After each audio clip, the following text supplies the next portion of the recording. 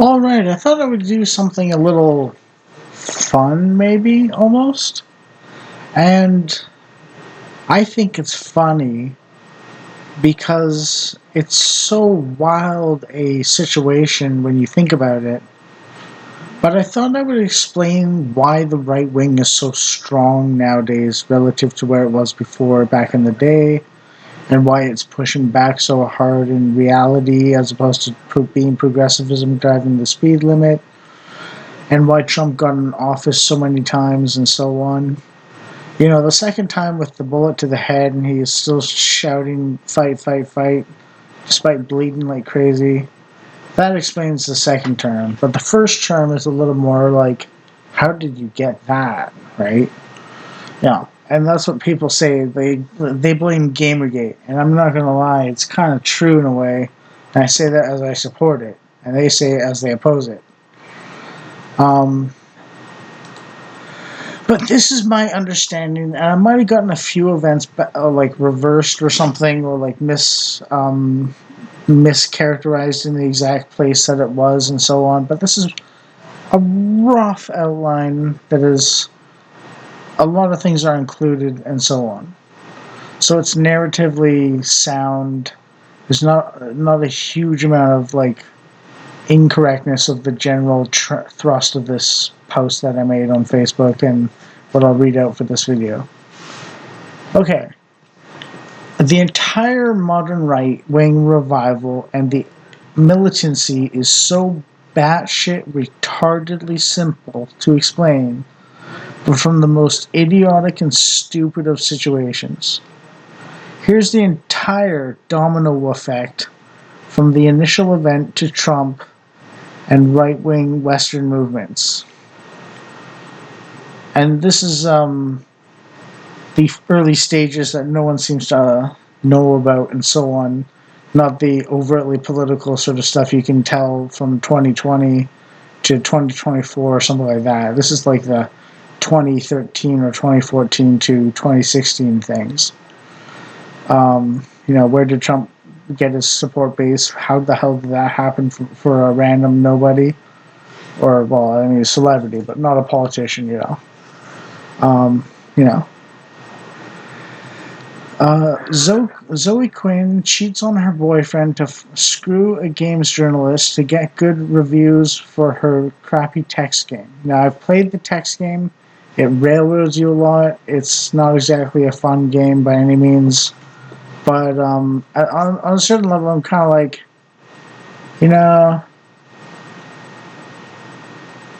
I've been depressed, and her game is called Depression Quest. And, like, I kind of understand it now, and I actually kind of think, like, okay, it's a crappy game, but, like, as a little art project, it's actually kind of cool in a way, Before I got depression, I thought it was just like, oh my god, this is like the wussiest, pussiest, wimpiest.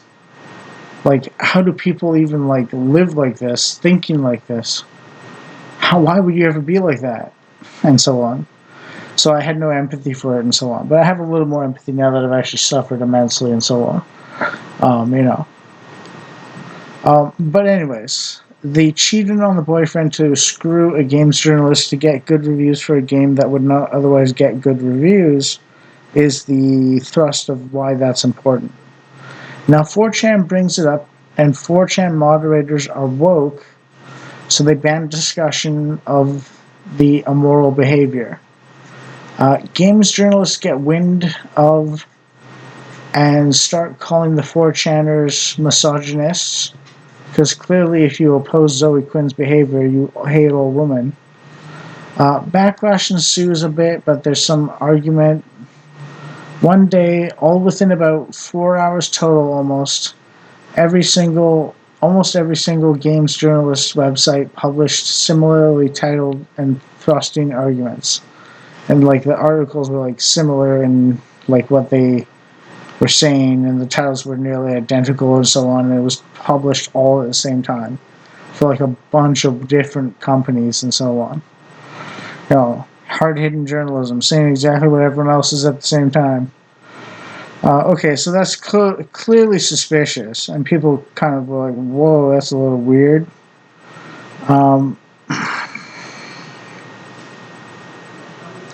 4chan sleuths out the games journalists for competing companies, have a secret cultist or cultish cabal chat group to send the same message all together and coordinate, quote unquote, the message. Um, Gamers in general start picking up on this crap and obvious corruption of the integrity of journalism in our video games, and they're not happy. And that's when things start firing up a lot in the games journalist thing and so on, and some of the backlash that begins about feminism and so on, and race grifting, I guess, a little bit. But it was mostly feminism back then because the race grifting thing wasn't really that started at that time too much. You know, you'd have like a token black or two, but you wouldn't have like a total race swap of like 3/4 of the people or something. You know, so it wasn't like as big of a deal. Basically, you know, there's a little inclusion in for that because America has a bunch of different races. So if you're making it based on America, you know, have a bunch of different races because they actually exist in America.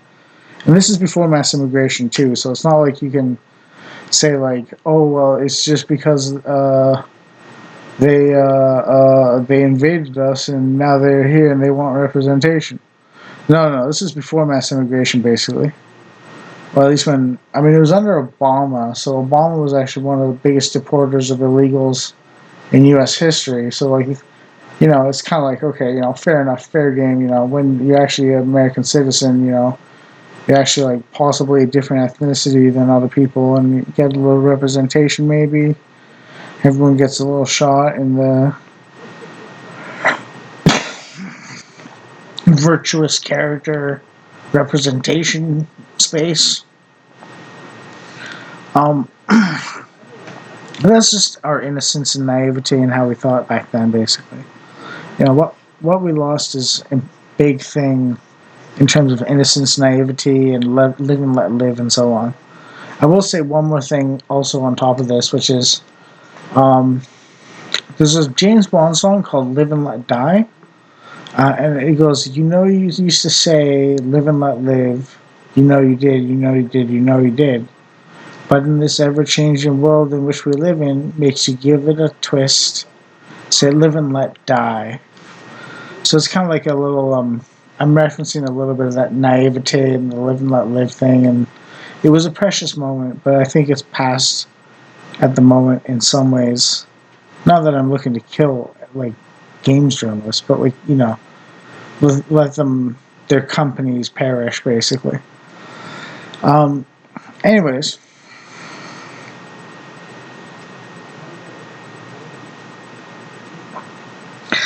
I built up to the big thing, which is the mainstream corporate media, like the big news anchors that everyone knows about, and grandma and grandpa and dad and mom watch on television and stuff like that. The television news media started calling gamers misogynists on top of the games journalists, taking the games journalists' sides, and the games journalists publish articles at the same time again, quote unquote, gamers are dead, you don't need to cater to them as games companies.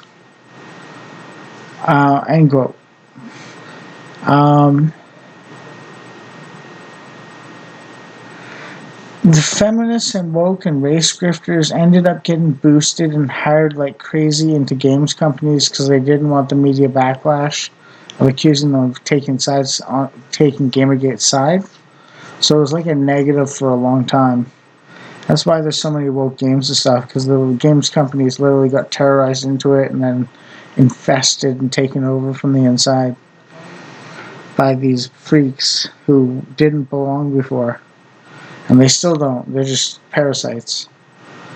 That's why we have so many crappy games and stuff. You know, with like 800 employees and you can't even make a functional game, whereas 30 or 40 made games so good they built entire legacies 3 decades long, you know. Anyways,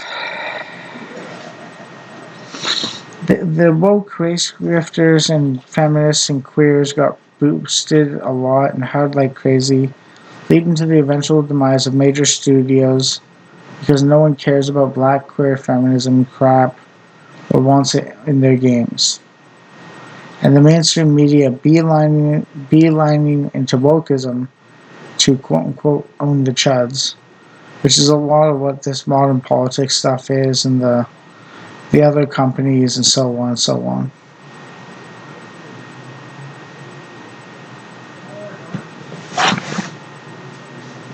Now, 2 years later, Trump's elected into office because so many people saw the mainstream media due to them as gamers and people who knew gamers and so on, what they were doing to Trump, and said basically, well, the MSN are liars and corrupt and say the opposite of truth, so I guess Trump's a good guy.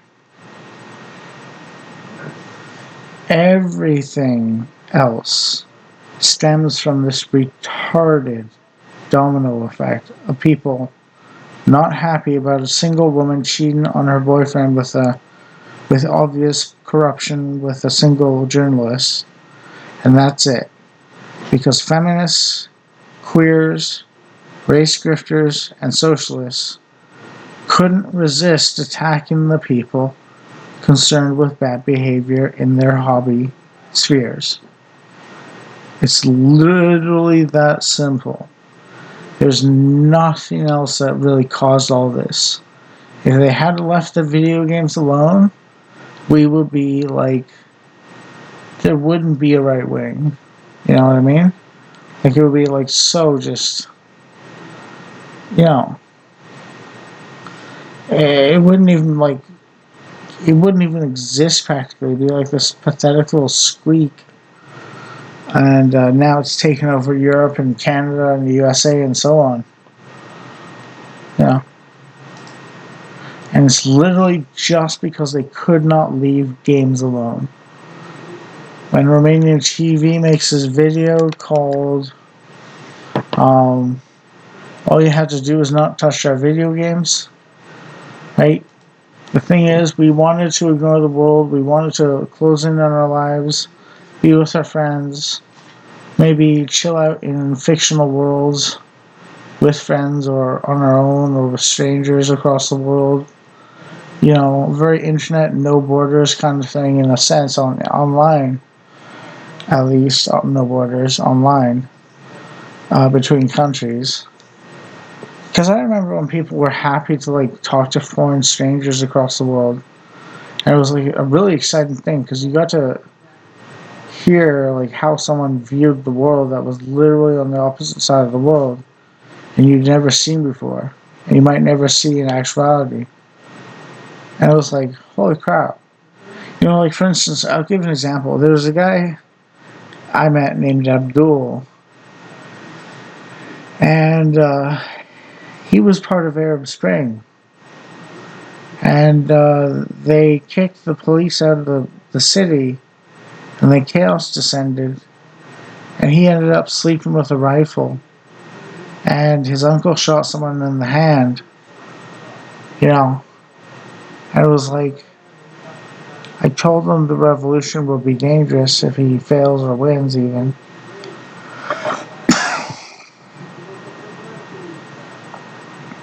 And he said not to worry about it. You know, so I hope he's okay, you know. But, yeah, so, like, it's exciting stuff in a sense, you know. You're talking to people from across the world and you can understand them a little bit. And you get a different worldview from them, and it's like, well, I don't want to live like that, but hey, you know, I'm glad they can live like that and be happy. You know what I mean? And the thing is, the fictional worlds allow us to express ourselves in the nuanced artistic aspects through true art, the nuance and interesting aspects of the true human condition in all of its faculties or facets, rather. And the attempt to turn art into propaganda hurts the brands and so on. That's another thing I forgot to mention about the feminists and so on. The reason for all the queer black feminist infiltration of games companies is to control the stories, basically. To prevent people from imagining a right-wing world. Because if they can't imagine a right-wing world, there's no hope for the world to get better. It's just people backstabbing each other all the time. So the leftist doesn't seem extra bad. He just says positive things, so he's promising things while being just as bad as everyone else if the leftist gets his way about the world. Whereas the right-winger says, I'm going to do the hard things. And it might piss people off, it might harm some people, but it'll be the right things. And those who get hurt and those who get pissed off deserve it. And we'll try and minimize the harm we do. But some things need to be done for justice sake. For survival's sake. And honestly, at this point in history, and my personal relations with these experiences of being one left or right or in between or whatever, I trust the right wing's categorization of hostilities and levels of threat and aggression a lot more than I trust the left's version. The left seems all or nothing.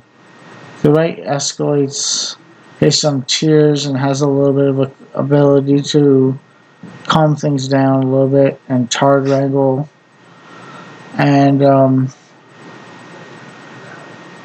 it's just a better way of running things if you want maximum well-being. Yeah. Anyways, that's why the right wing is winning and is only growing and why it blew up. It's literally you touched our video games and we didn't want you to. We wanted our video games to be the one place where you don't touch us and you touched us or you touched our video games. So we're going to touch you back.